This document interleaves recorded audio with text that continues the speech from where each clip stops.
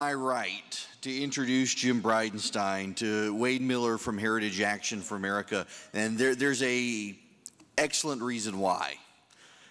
Because Heritage Action and Jim Bridenstine, have you seen Jim Bridenstine's Heritage Action score? Go get one of the scorecards out there and check it out. So I'm going to call Wade up here and let Wade say all the nice things that I would otherwise say, and also make sure you understand that Jim Bridenstine is an example of a congressman who we have and we can keep in Congress and who stands strong because of the work that Wade does. Thank you very much. Before I go on to introducing Representative Bridenstine, where's Rhonda Viamont-Smith? Is she in the room? Can you stand up real quick? This is an activist that we work with, and we've got a ton of great activists. In fact, I see some in this front row. We've got a ton of great activists we work with. This is someone who focuses on accountability, and it doesn't matter how good of a friend you are or how big of an enemy you are. She focuses on accountability and really drives home the point that even our best members need accountability. They need help. They need people back in the district pushing the message. And when I speak about our best members of Congress, that really includes Jim Bridenstine. So before I introduce him, first I'd like to recognize him for his service as a Navy pilot.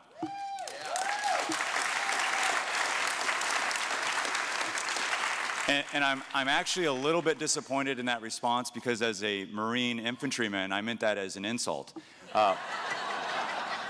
But this is a man who's crushing it in Congress. He is, if you hear the name Jim Bridenstine, you're aware of him now in conservative circles. You may not yet associate his name with any particular issue. And one of the reasons that is, unless you're from Tulsa or his district or Oklahoma City, in his immediate vicinity you might know a little bit better. But the rest of us, the reason that is because this is one of the members of Congress who, to use a Marine phrase, is running to the sound of gunfire. Meaning that whatever is needed, he is out there running from battle to battle to battle, never staying on one thing, doing what is actually needed to help the conservative movement in the back rooms and the strategies and getting the things that we need involved. So I could go into his biography, but from a substantive point of view, I think that that's the most important thing that you need to know about the next speaker, is that he is a soldier in Congress, and we need 400, 500 more of him in D.C. to fix this nation. So with nothing further to say, let me welcome Representative Jim Bridenstine to the stage.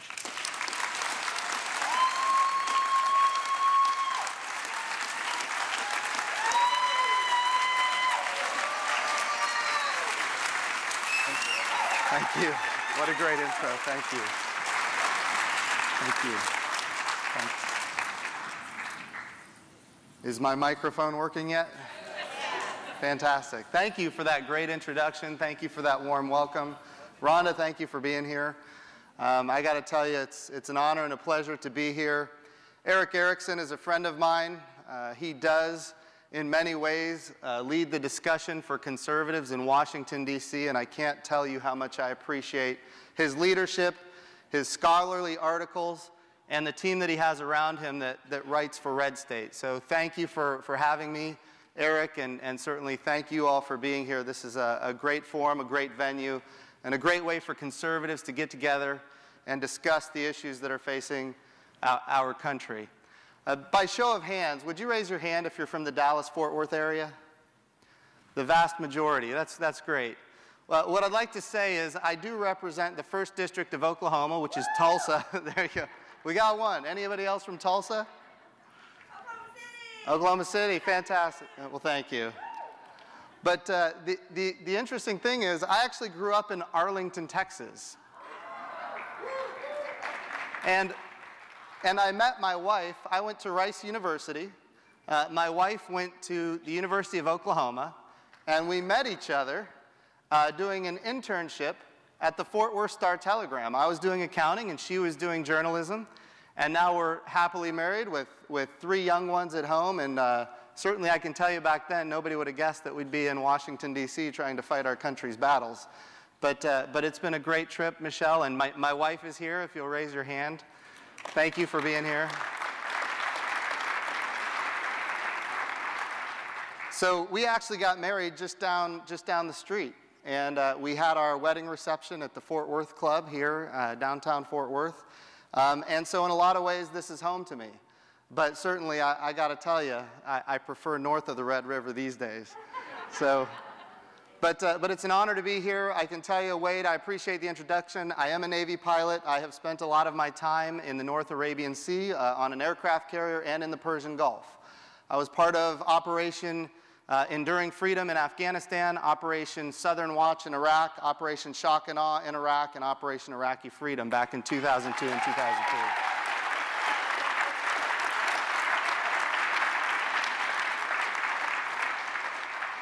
And for those of us who have fought in that region, it is what we have seen this president do to that region is egregious, absolutely horrific, because that nation was secure in 2007 and forward.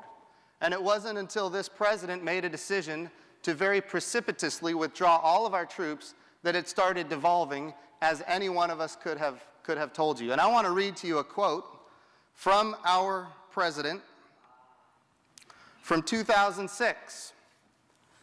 This was when our president was a senator, and he, at the time, didn't have any ambition to run for president. In 2006, this is what he said about a premature withdrawal from Iraq. Quote, "Withdrawal would leave behind a national security vacuum filled with terrorism, chaos, ethnic cleansing, and genocide that could engulf large swaths of the Middle East and endanger America." That was Senator Obama in 2006. I'm going to read that again. "Leave behind a national security vacuum filled with terrorism, chaos, ethnic cleansing, and genocide that could engulf large swaths of the Middle East and endanger America." Then he decided to run for president. And it wasn't politically popular to have that position. And his tone changed. In 2010, his advisors were telling him that we had to have a status of forces agreement, which is normally just an exchange of diplomatic letters. This was in 2010. We needed a status of forces agreement. They said we need 24,000, 20 to 20, this was his Iraq team saying we need 20 to 24,000 troops to maintain the stability. He said, no, come back with something less. They came back and they said, well, okay, we think we can do it with 10,000. It will be a lot more risk. We'll probably lose more people, but we think we can do it with 10,000.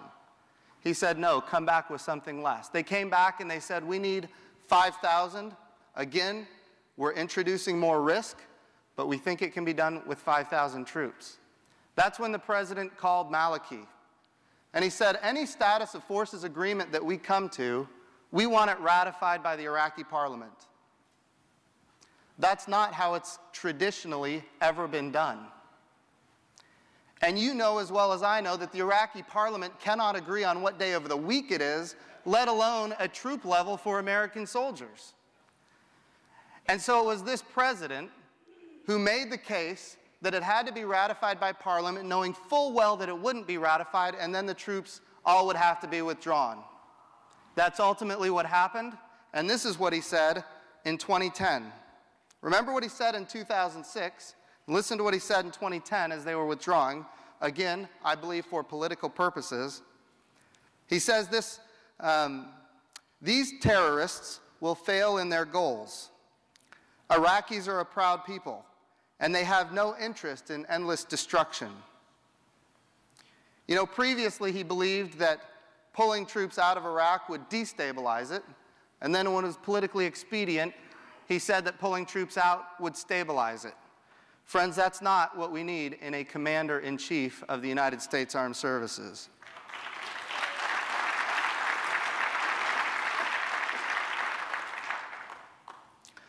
And now we've seen what has happened in Iraq.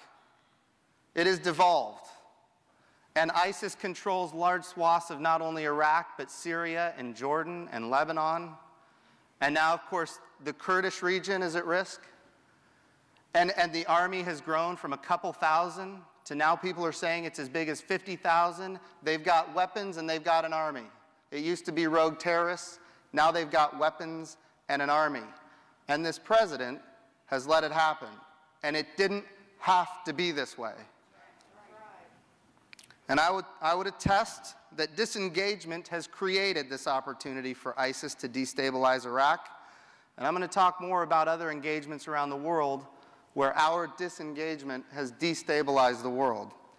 And you really can't talk about our national security issues without talking about the southern border. And as everybody here, it seems, is aware, I tried to visit Fort Sill, which is a military base in my state. And there's an HHS facility there, and I got rejected. And I want to share with you, when I finally did get in, some of the things that I learned. The children that are coming because they already have parents, friends, or relatives that have been smuggled into the United States. And once these illegal immigrants already in the United States, they reach out to coyotes down in Central and South America to bring their friends, family, relatives, children to the United States. So they make this long journey from Central America, El Salvador, Honduras, Guatemala, make the long journey, and then they get to northern Mexico. After months of travel, they get to northern Mexico. Well, the United States of America only has operational control over 44% of its southern border. But if we don't control our southern border, guess what? Somebody else will. And if you're in northern Mexico, there are transnational criminal organizations that have a lot of money they can make by controlling our southern border. So if you want to cross from Mexico into the United States, you can do it. But you're going to have to pay money to drug trafficking organizations and transnational criminal organizations, drug cartels. And if you can't come up with the money, this is where it gets really horrific. If you can't come up with the money, well, then the drug cartels force the children into slave labor, or they force them into prostitution. Or in some cases, the children just disappear altogether, sold into slavery. And in many cases, the children are killed. And there are mass graves in northern Mexico that attest to this. In fact, I used to do counter-drug operations as a Navy pilot. I spent a lot of my time in El Salvador. And I can tell you that the drug trafficking organizations, they were not moving the drugs into the United States. They were moving the drugs into northern Mexico. And they were moving the drugs into northern Mexico because that's the easy access point into the United States, and the drug cartels in northern Mexico are vertically integrated with the drug cartels in Central and South America. So what happens is, if the United States does not secure its southern border, if the United States does not take an interest in its southern approaches, then somebody else will. And that is what has happened. When I finally did get into the HHS facility at Fort Sill, they told me, you can visit, it'll be a tour, but you cannot ask questions, you cannot talk to the staff, you cannot talk to the children, you cannot talk to the medical professionals. I sent an email back, and I said, we will treat your restrictions the way the president treats the law.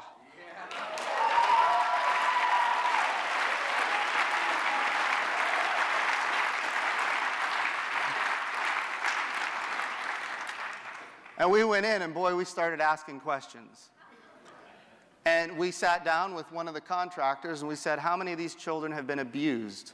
Not in this facility. That's not what this is about. I know the people working in that facility care about the children. Everybody knows that. And they work really hard to make sure the children are cared for. The question is, how many of them were abused on this trek to the United States of America? And he said, well, we don't have those numbers. I asked him again. Well, we don't have those numbers. I asked him again. Well, we don't have those numbers. Finally, I grabbed another staffer that is responsible for checking these folks in, and I said, in your best judgment, what do you think the numbers are? And the answer was well over 25% have been abused. And when you talk about Lackland Air Force Base, the reports coming from Lackland, as many as 1/3 of the young girls that were being detained at Lackland had been raped on the way to the United States of America. The situations are horrific. And this is why it is so important for us to understand what is the humanitarian thing to do here.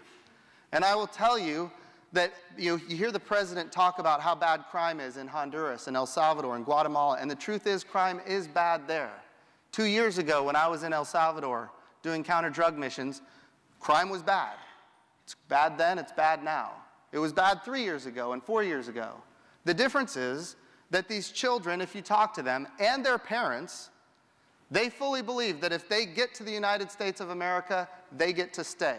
And that's because of the rhetoric that this president has been putting out since he got elected.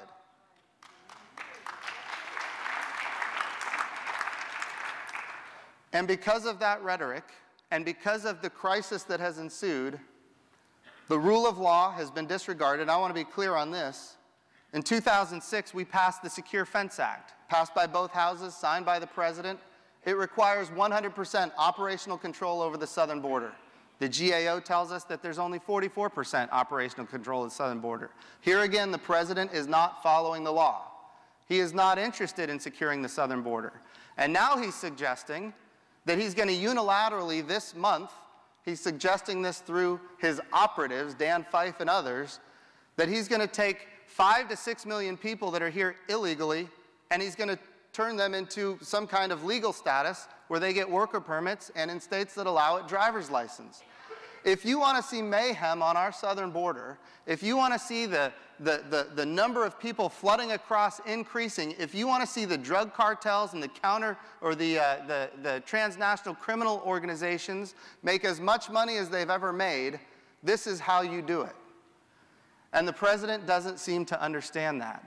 The right thing to do for our national security, the right thing to do for our national sovereignty, and the humanitarian thing to do for the children. And yes, it is true that 40 out of every 100,000 people in El Salvador are murdered. 40 out of every 100,000.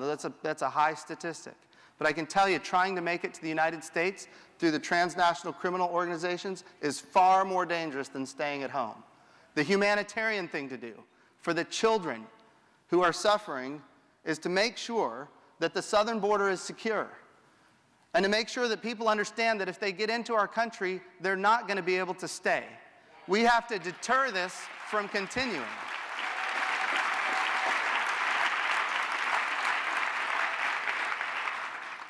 This is a critically important issue for humanitarian reasons, for national security and national sovereignty issues.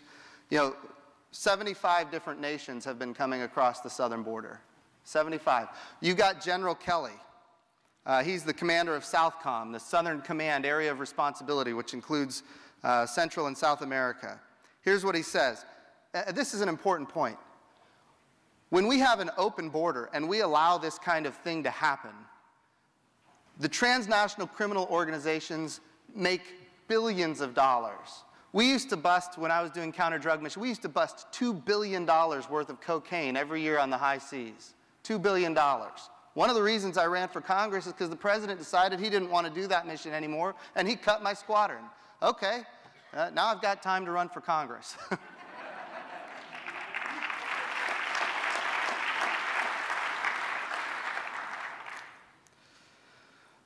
Here's what General Kelly, and when these transnational criminal organizations get billions of dollars because of the cocaine and the human trafficking and the human smuggling, what happens is they start controlling governments. In northern Mexico, if you're a politician, a judge, a police officer, in many cases you are either on the payroll of a drug trafficking organization or you are dead.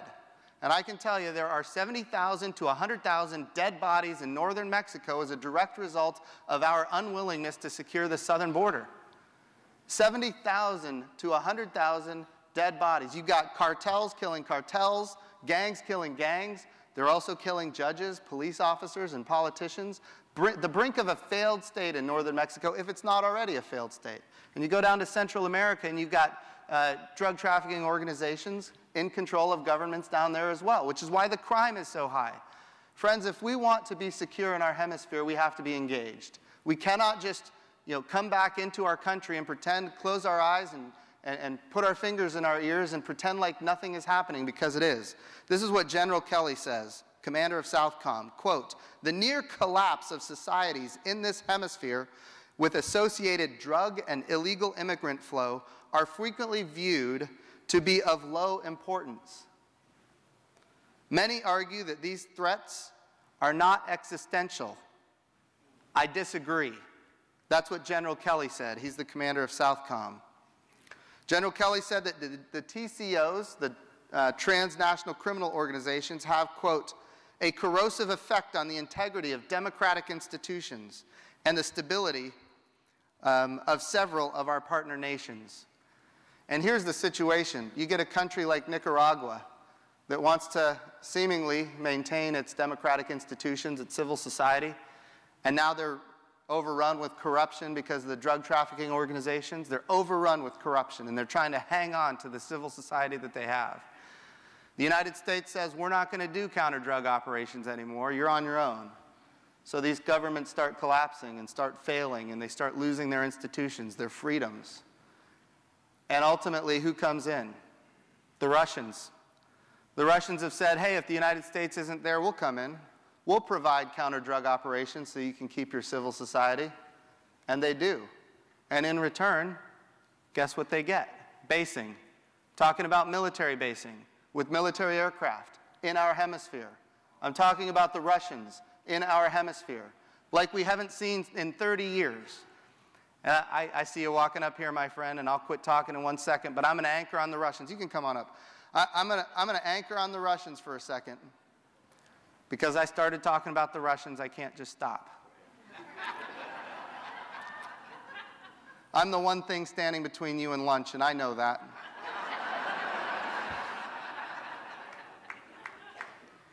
The Russians have invaded Georgia. They're still occupying South Ossetia and Abkhazia inside Georgia. They have, estimates are, 80,000 troops in Armenia. The Baltic states, Latvia, Lithuania, and Estonia, these are countries that as soon as they got their independence from the Soviet Union, they enthusiastically embraced NATO and the European Union. Russia had to punish them for that, and they cut their energy in the dead of winter, and people suffered. You look at Poland. Poland was building a missile defense shield with the United States and the European Union, building a missile defense shield not because of Russia, but because of Iran, building longer-range missiles capable of carrying nuclear warheads. So the United States and European Union said, we're going to build a missile defense shield. It's going to be in Poland and the Czech Republic. Vladimir Putin, through his generals, said, if you build that missile defense shield, we're going to have nuclear war. What does the president do? He meets with Medvedev, and he says, wait until after my next election. I'll have the flexibility to bring down that missile defense shield. What happens? He gets elected, he brings down the missile defense shield, and Vladimir Putin gives Edward Snowden asylum. You go to Ukraine. You had Yanukovych. He was trying to enter into an agreement with the European Union. Trade, social reform, political reform. Vladimir Putin, this was over Thanksgiving, Vladimir Putin flew to Kiev. He said, you sign that agreement, we're going to cut your energy off. Again, we're going into winter here, 2013, Thanksgiving. We're going to cut your energy off, people are going to die. And by the way, that happened before. December 31st, 2005, Vladimir Putin did the same thing.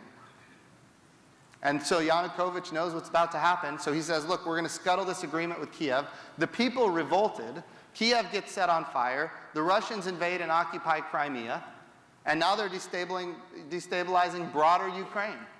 You go to Syria, the Russians are helping the Assad regime in Syria. You go to Iran, they're helping the mullahs in Iran go around the sanctions. They're building nuclear centrifuges for the Iranians. And I don't have time, but the Joint Plan of Action on Iran, the president is screwing this up massively, and I want to be clear on this, since I mentioned Iran.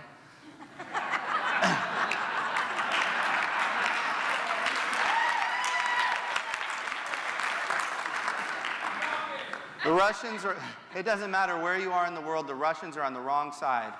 And when the president says, okay, well, the Russians are destabilizing the world in this way, we're going to intermittently send a cruiser into the Black Sea. Friends, that doesn't get it done.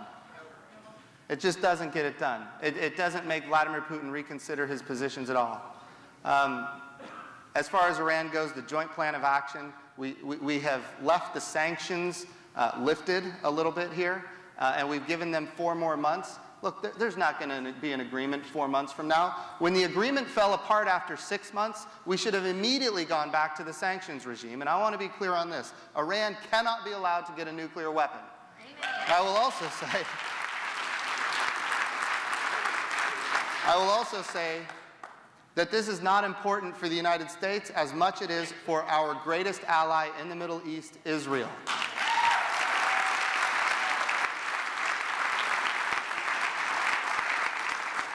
The land of Judea, Samaria, is not occupied territory. It belongs to the Jewish state as it has for over 4,000 years.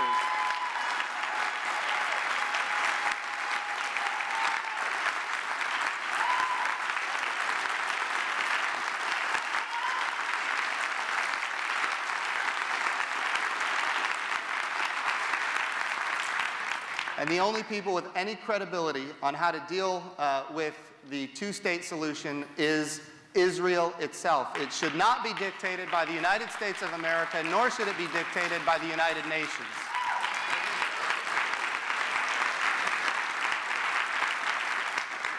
I'm going to turn it over to the boss here.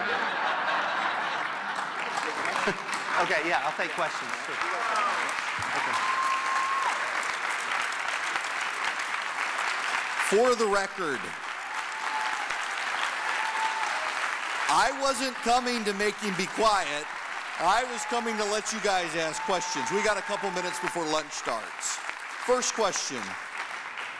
Congressman, my name's Cynthia Belle-Isle. I'm from Arlington, Texas. Well, very nice to meet you. Thank you. You're one of my brightest spots in Congress. You said a minute ago that you didn't think the president understood what he was doing on the southern border. I think he knows exactly what he's doing, and I think he knows exactly what he's doing all over the world, and I think he's doing it on purpose. No one could be this incompetent for this long without a plan. Do you really believe that? No, I agree with you. I think he knows exactly what he's doing. He sees it very differently than the rest of us do. And I can tell you, he sees it differently than most of his own party sees it, which is why we're looking so good for the Senate races in November, quite frankly. Well, let me just follow on to that same question. Do you think that Barack Obama is being, for lack of a better word, given the word and from the Republican leadership in no uncertain terms what the consequences will be if you go ahead with this amnesty or whatever you want to call it? This needs to be made very clear to him. He will be removed, period. And what message do you think is being delivered to him? Well, you know, the whole idea of creating legal status for 5 to 6 million people already in the United States, knowing what has already been created by the deferred action that he's already implemented. Clearly, he has got to understand that this is going to create even more mayhem on the southern border. And of course, what he has done is he floats that idea, and then he runs around the country talking about his own impeachment. It is the strangest thing. I think he believes it works to his advantage if people are floating this idea around. And I think, at the end of the day, we're going to have an election in November. It's going to be a landslide, and the president's going to be held accountable one way or another. There will be accountability. We've already held Eric Holder in contempt, and of course the Senate does nothing. When we have the United States Senate, we're going to be able to do a lot more things to hold this administration accountable. 2 more questions. The League of Nations created the British Mandate over the Levant. The United Nations created the State of Israel in 1948. Why should the United Nations not be responsible for protecting the border and the nations, the division that they created? Okay, so you're suggesting that the United Nations should be responsible for protecting the border of the peacekeeping in the Middle East to protect the country that they created with their own legislation. Look, I think it's important for us to have friends and allies. The bottom line is the United Nations is the most ineffective organization on the planet when it relates to national security issues, and I think most people understand that. I wouldn't trust them to try to keep the peace there any more than I'd trust them to keep the peace anywhere else. They've gone everywhere else, blue helmets. Why can't they take responsibility, or why don't we force them to recognize a responsibility? Right. It just would never happen. They're just not there. They created the country. But by the way, the question is this. The United Nations is chastising the United States of America and chastising Israel for trying to defend itself. Right. Do you really want them responsible for trying to keep the peace over there? I mean, they're on the wrong side of this issue. Thank you so much. I'm Ginger Howard from Atlanta, Georgia, and thank you for your service to our country in the military and now. My question is about the situation in Iraq. I'm so concerned about it, and our president does not seem to be engaged. What do you suggest should be done right now, besides what he's done? Sure. So right now we have ISIS gaining strength every day. They are destabilizing the greater region. And it's important to recognize that this destabilization ultimately affects us in America in a very deep and real way. The Persian Gulf is critically important for free trade and freedom of seas. I believe in free trade and freedom of seas. The more that this group gets stronger and stronger, we put ourselves at great risk. And I believe that there's two things that need to be, that you have to determine before committing troops to anything. Number one, is it in the national security interest of the United States? And number two, is it morally right? Because there's a lot of things we could do in our interest that are not morally right. But at the end of the day, when it comes to what ISIS is doing in the Middle East, certainly it meets both of those criteria. And the president has the authority to go further than he has already gone. Now, I am glad to see that there are limited airstrikes. But look, this is an organization that unless somebody does something about it, it's only going to grow and get stronger, and the longer we wait, the worse it gets. That's what I think. Thank you. That's it. All right. Thank you so much, guys. I appreciate you very much. Thank you.